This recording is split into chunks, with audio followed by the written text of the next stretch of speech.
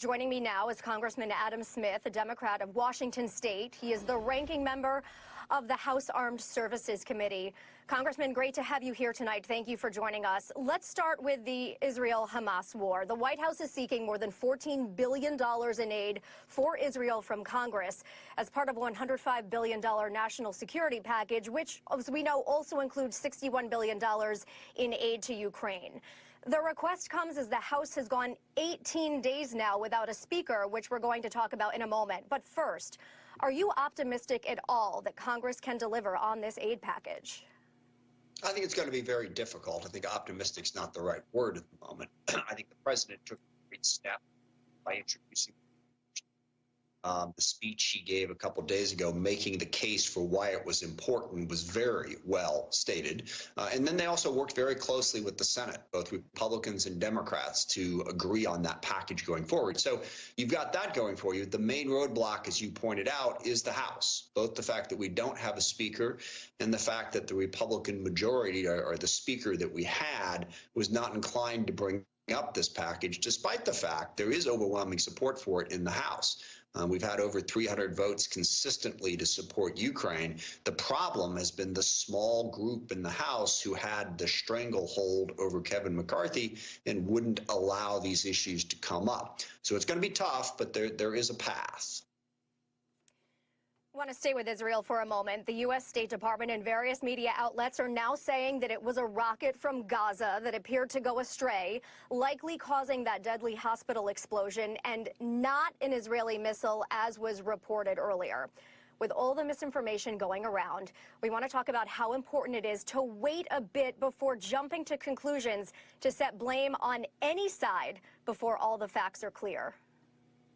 Yeah, completely agree. And you're right. This is a very, very difficult situation. Information is flying and things are happening fast. But I think we have to be more accurate about the information that gets put out there.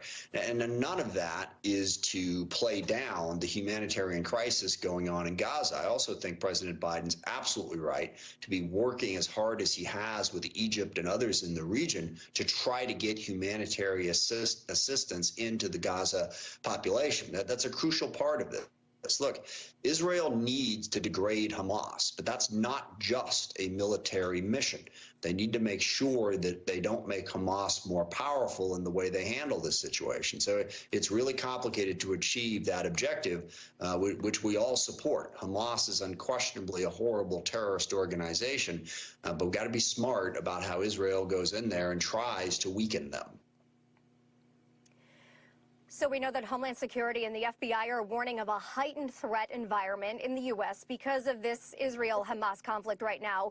They're saying lone offenders inspired by the war are the most likely to threat to Americans, especially Jewish, Muslim, and Arab communities. This week, we know, sadly, a 6-year-old Palestinian-American boy was laid to rest after being stabbed 26 times in what is now being investigated as a federal hate crime.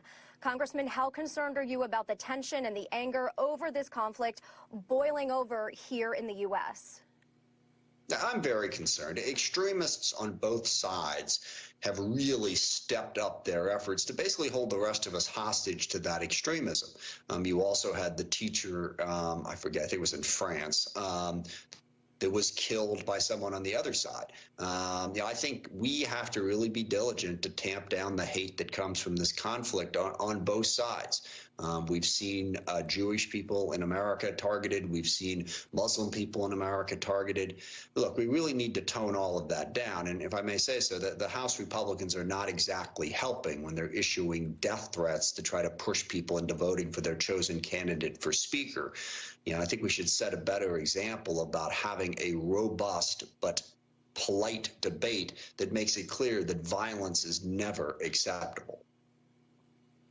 Robust and polite, something that may have gotten away from us in recent years and months. Congressman Adam Smith, thank you so much for joining us today.